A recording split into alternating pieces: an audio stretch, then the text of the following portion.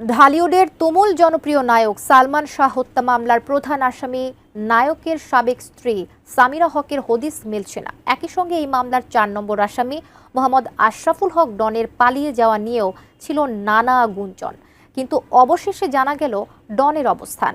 এমনকি সালমান শাহের মৃত্যু রহস্য নিয়ে মুখ খুলেছেন তিনি নিজেই। কি বললেন এই খল অভিনেতা, জানাচ্ছেন এসআই রাজ।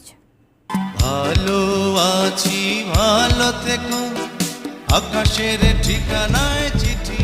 ঢাকাই চলচ্চিত্রের অমর নায়ক সালমান শাহ বাংলা চলচ্চিত্রের এক অম্লান নাম। মাত্র ৪ বছরের অভিনয় জীবনে ঢালিউডে নতুন এক অধ্যায়ের সূচনা করেছিলেন তিনি।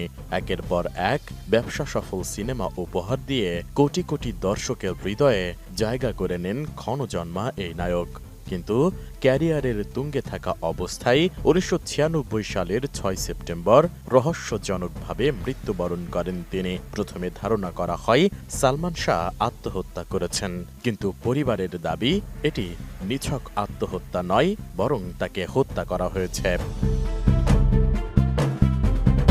সেই দাবি যেন এবার প্রমাণ হতে চলেছে। দীর্ঘ ২৯ বছর পর আবারও সালমান শাহর মৃত্যু নিয়ে নতুন করে হত্যা মামলা হয়েছে। গত ২১ অক্টোবর রমনা থানার দায়ের করা মামলায় ১১ জনকে আসামি করা হয়েছে। এর মধ্যে রয়েছেন সালমান শাহর সাবেক স্ত্রী সামিরা হক, ব্যবসায়ী আজিজ মোহাম্মদ ভাই, লতিফা হক লুসি ও চলচ্চিত্রের খলনায়ক ডন সহ আরও কয়েকজন। নতুন বাংলাদেশ গড়তে এলো জুলফিকার স্টিল। জুলফিকার স্টিল, ইস্পাত দৃঢ় অঙ্গীকার। মামলার মোড় ঘোরার পর থেকেই আলোচনায় আসেন ডন। গ্রেপ্তারের ভয়ে তার পালিয়ে যাওয়া নিয়েও ওঠেন নানা গুঞ্জন। তবে সব গুঞ্জনের অবসান ঘটিয়ে এবার নিজের অবস্থান জানিয়ে সালমান শাহর হত্যার রহস্য নিয়ে নিজেই মুখ খুলেছেন তিনি। গণমাধ্যমের সাক্ষাৎকারে ডন বলেন, সবাই বলছে তিনি নাকি পালিয়ে বেড়াচ্ছেন, কিন্তু না, ৩০ বছরে পালাননি, আর এখন কেন পালাবেন? তিনি বাসাতেই আছেন এবং ২-১ দিনের মধ্যেই পুলিশের কাছে আত্মসমর্পণ করবেন বলেও জানান তিনি। ৬ কি ৭ তারিখে খুব সম্ভবত আউটডোর ছিল হচ্ছে যে মান্নান সরকারের চাওয়া থেকে পাওয়া। তো আমি ২ তারিখ থেকে ৬ তারিখ পর্যন্ত বগুড়াতেই। কোশ্চেন এখানে থাকতেই পারে যে সবসময় একসঙ্গে ছিল, কিন্তু এই মোমেন্টে ডন নেই কেন? এটা একটা স্বাভাবিক কোশ্চেন, আসতেই পারে।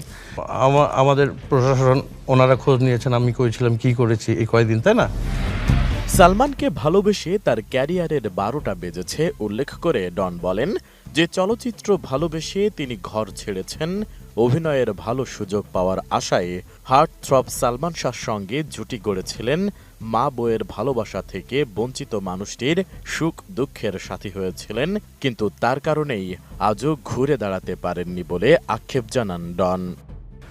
বিহাল অবস্থা, তখন তো আমার আরো অনেক আগে মরে যাওয়া উচিত। ক্ষোভ ও কষ্টের সুরে ডন আরও বলেন, সালমানকে ভালোবেসেছেন বলেই জীবনের প্রচণ্ড ঝড় মেনে নিয়েছেন ডন, কিন্তু এখন আর সেই যন্ত্রণা সইতে পারছেন না। তিনি নিজেও তো একজন মানুষ, তারও তো বাঁচতে ইচ্ছে করে। সালমানকে ভালোবেসে অনেকেই আত্মহত্যা করেছেন, ডন করেননি। এটাই কি তার অপরাধ, নাকি ডন আত্মহত্যা করলেই সবাই খুশি হতো? এমন প্রশ্ন করেন ডন। তার বিশ্বাস, একদিন সব সত্য প্রকাশ হবেই।